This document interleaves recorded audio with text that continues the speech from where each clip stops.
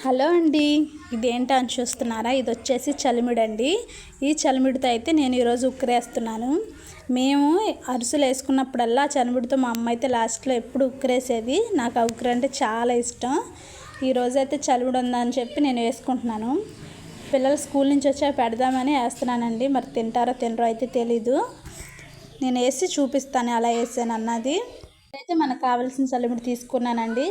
తీసుకొని దీన్ని అయితే ఇలాగ చిన్న చిన్నగా బాగా నలుపుకున్నానండి. బాగా నలిపిన తర్వాత దాంట్లోకి అయితే నీళ్లు పోసుకున్నాను.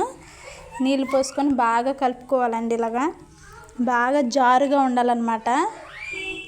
ఎక్కడ కూడా ఉండలేకుండా మొత్తం కలిసిపోయిందండి. ఈ జీడిపప్పు ఈ పల్లీలు అయితే ఇష్టమైతే ఉంచుకోవచ్చు, లేకపోతే తీసేయచ్చండి. స్టవ్ ఆన్ చేసుకొని ముగుడు పెట్టుకుని ఆయిల్ అయితే పోసుకున్నాను. ఆయిల్ అయితే వేడైన తర్వాత ఈ కలిపెట్టుకున్న చలివిడిది మొత్తాన్ని కూడా ఇందులోకి వేసుకుంటున్నానండి. వేసుకొని స్లోగా అయితే తిప్పుకుంటూ ఉండాలి, వంటలు కట్టకుండా. ఇలా తిప్పుకుంటూ ఉంటే స్లోగా మనకి ఇష్టమైన చలిమిడి అయితే రెడీ అయిపోతుంది. చూసారు కదా, ఆయిల్ మొత్తం పైకి వచ్చేసింది. చలిమిడి అయితే రెడీ అయిపోయింది. అలాగే దాని మొత్తాన్ని కూడా తీసేసి ఒక గిన్నెలో పెట్టానండి. చల్లారిన తర్వాత స్కూల్ నుంచి మా పాప వచ్చింది, ఇచ్చాను. టేస్ట్ అయితే చాలా బాగుందండి. అలాగే టేస్ట్ కూడా చాలా బాగుంది.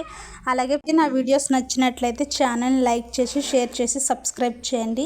ప్లీజ్ నా ఛానల్కి మంచి సపోర్ట్ని ఇవ్వండి. నేను ప్రతిరోజు వీడియోస్ అయితే పెడుతూ ఉంటాను. ప్లీజ్ అండి.